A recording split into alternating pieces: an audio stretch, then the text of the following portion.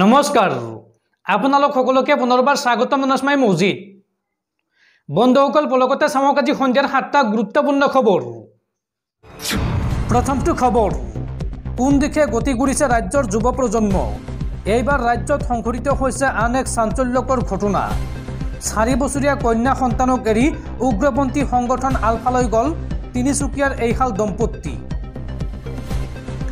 এইবাৰ আলফালৈ গমন কৰিছে তিনিচুকীয়াৰ এহাল দম্পতিয়ে কাকপথাৰৰ 1 নং চেলেংগুৰি বাসিন্দা সম্মিন নেওগৰ একমাত্ৰ পুত্ৰ অচ্যুতানন্দ নেওগ আৰু বুৱাৰী মমতা নেওগে আলফা স্বাধীনলৈ গমন কৰিছে জানিব পৰা মতে 4 বছৰীয়া একমাত্ৰ কন্যা সন্তানক এৰি দুগৰাকীয়ে নিষিদ্ধ ঘোষিত উগ্ৰপন্থী সংগঠন আলফালৈ গমন কৰিছে এই সন্দৰ্ভত পিতৃয়ে জানিবলৈ দিয়া মতে যোৱা 5 মেত অচ্যুতানন্দই ঘৰত উপস্থিত হৈ মাতৃক ভাত বাঢ়িবলৈ কয় আৰু সেই সময়তে অচ্যুতানন্দলৈ এটা ফোন আহে ফোনত কথা পতাৰ পিছতে বৰা ভাত এৰি ঘৰৰ পৰা ওলাই যায় অচ্যুতানন্দই ওলাই যোৱা দেখি পত্নী মমতাও পিছে পিছে ওলাই যায় আৰু সেইদিনা সন্ধিয়া তিনিচুকীয়াৰ আৰক্ষী অধীক্ষকে পিতৃ সম্মিন নেওগলৈ ফোন কৰি তেওঁৰ পুত্ৰ আৰু বুৱাৰী আলফা স্বাধীনলৈ গমন কৰাৰ খবৰটো দিয়ে ইয়াৰ পিছত যোৱা 6 মেত কাকপথাৰ থানাৰ ভাৰপ্ৰাপ্ত বিষয়াও পৰিয়ালক দম্পতিহাল আলফালৈ যোৱাৰ কথা সদৰি কৰে আৰু ইয়াৰ পিছত পৰিয়ালটো এই ঘটনাৰ বিষয়ে নিশ্চিত হয় ইয়াৰ পিছতে হাহাকাৰ লাগে পৰিয়ালটোত কণমানি সন্তানটিক এৰি আলফালৈ যোৱা কাৰ্যই সকলোকে এক ভাবিব নোৱাৰা পৰিস্থিতিৰ সৃষ্টি কৰে উল্লেখযোগ্য যে অচ্যুতানন্দ নেওগৰ পিতৃ সম্মিন নেওগ এগৰাকী প্ৰাক্তন আলফা 1993 চনতে আত্মসমৰ্পণ কৰাৰ পিছৰে পৰা তেওঁ ঘৰতে আছে পৰৱৰ্তী খবৰ দেশত লোকসভা নিৰ্বাচন চলি থকাৰ মাজতে পুনৰ বিস্ফোৰক মন্তব্য মুখ্যমন্ত্ৰী হিমন্ত বিশ্ব শৰ্মাই মন্তব্য কৰি কয় যে জ্ঞানবাপী মছজিদৰ ঠাইত কাশী বিশ্বনাথ মন্দিৰ নিৰ্মাণ কৰিব বিজেপিয়ে এইবাৰ বিজেপিয়ে 400খন আসন লাভ কৰিলেই আৰু প্ৰধানমন্ত্ৰীৰ পদত পুনৰ মোদী অধিষ্ঠিত হ'লেই জ্ঞানবাপী মছজিদৰ ঠাইত মন্দিৰ নিৰ্মাণ কৰিব বিজেপিয়ে আজিৰ দিনটোত এই ডাঙৰ ঘোষণা কৰিছে মুখ্যমন্ত্ৰী হিমন্ত বিশ্ব শৰ্মাই জ্ঞানবাপী মছজিদক লৈ ডাঙৰ মন্তব্য মুখ্যমন্ত্ৰী হিমন্ত বিশ্ব শৰ্মাৰ মোদীয়ে এইবাৰ 400খন আসন পালে জ্ঞানবাপী মছজিদত নিৰ্মাণ হ'ব কাশী বিশ্বনাথ মন্দিৰ জ্ঞানবাপী মছজিদৰ সলনি তাত কাশী বিশ্বনাথ মন্দিৰ নিৰ্মাণৰ ঘোষণা হিমন্ত বিশ্ব শৰ্মাৰ জ্ঞানবাপীত ৰাম মন্দিৰৰ দৰে কাশী বিশ্বনাথ মন্দিৰ নিৰ্মাণ কৰিব বিজেপিয়ে কৃষ্ণ জন্মভূমিত নাথাকিব ঈদগাহ কোনো মুছলমান লোকে কৰিব নোৱাৰিব 3-4টা বিবাহ সমগ্ৰ দেশতে বলবৎ কৰা হ'ব ইউনিফৰ্ম চিভিল কোড চমুকৈ UCC এই মন্তব্য হিমন্ত বিশ্ব শৰ্মাই লগতে মন্তব্য কৰি কয় যে অসমত বাল্য বিবাহ কৰা এটা সমুদায়ৰ প্ৰায় 6000 লোকক গ্ৰেপ্তাৰ কৰা হৈছে মোদী শাসনত অহাৰ পিছতেই ভাৰতে দখলত আনিব POK আৰু লাভ জেহাদক লৈ মুখ্যমন্ত্ৰী হিমন্ত বিশ্ব শৰ্মাৰ বিস্ফোৰক মন্তব্য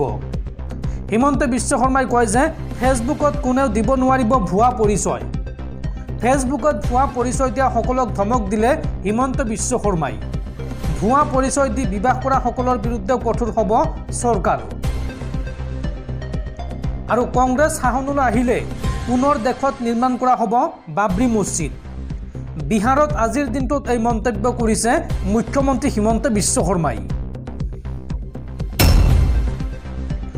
পৰৱৰ্তী খবৰ প্ৰধানমন্ত্ৰী মোদীৰ সৈতে এইবাৰ মুকলি বিতৰ্কত বহিব কংগ্ৰেছৰ যুৱৰাজ ৰাহুল গান্ধী মুকলি বিতৰ্কৰ বাবে সম্পূৰ্ণ সাজু কংগ্ৰেছৰ যুৱৰাজ ৰাহুল গান্ধী আৰু প্ৰধানমন্ত্ৰী মোদীক মুকলি বিতৰ্কত বহিবলৈ প্ৰত্যাহ্বান জনালে কংগ্ৰেছ নেতা ৰাহুল গান্ধীয়ে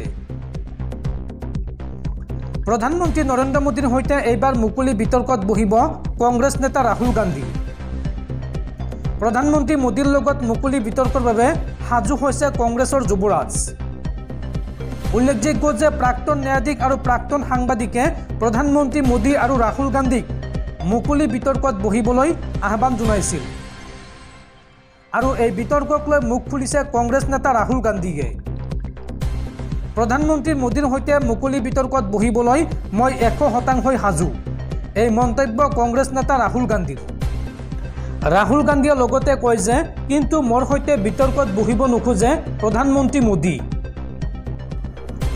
বন্ধুসকল, তাৰপিছত 4 নম্বৰ খবৰটো জনোৱাৰ আগতে আপোনালৈ এটা সৰু ৰিকুৱেষ্ট, যদি তেওঁলোকে এইটো ভিডিঅ'ত লাইক কৰা নাই তেন্তে প্লিজ এটা লাইক কৰি দিয়ক আৰু এনেকুৱা ধৰণৰ নতুন নতুন ভিডিঅ' পাবলৈ চেনেলটো ছাবস্ক্ৰাইব কৰি কাষত থকা বেল আইকনটো প্ৰেছ কৰি ৰাখক। পৰৱৰ্তী খবৰ, সুৰাৰ দাম বৃদ্ধিৰ পিছতে ৰাজ্যত কমিছে সুৰাৰ বিক্ৰী আৰু তাৰ পিছতে দিছপুৰত লাগিছে হাহাকাৰ। ৰাজ্যৰ ৰাজহ বৰুৱাৰ স্বাৰ্থত এইবাৰ ৰাজ্যত সুৰা বিক্ৰী বৃদ্ধি কৰাৰ নিৰ্দেশ ৰাজ্য চৰকাৰৰ। সুৰা বিক্ৰী বৃদ্ধি কৰাৰ লক্ষ্য নিৰ্ধাৰণ কৰি আবকাৰী বিভাগৰ নিৰ্দেশনা জাৰি।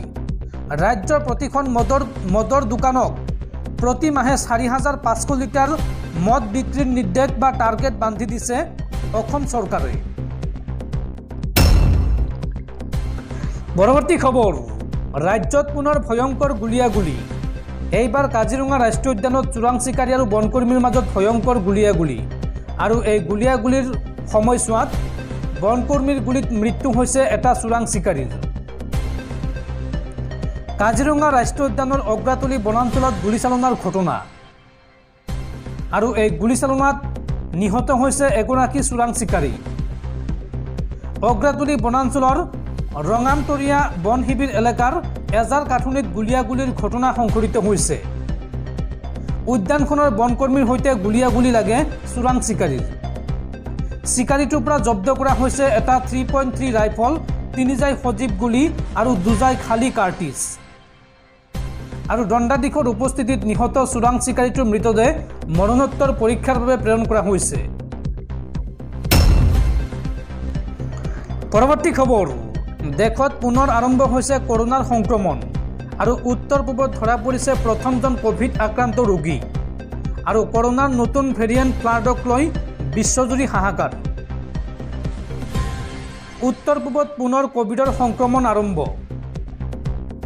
এইবাৰ মণিপুৰত ধৰা পৰিছে প্ৰথমজন কোভিড ৰোগী। ইম্ফলত ধৰা পৰা ৰোগীগৰাকীক ৰখা হৈছে JNIMSত।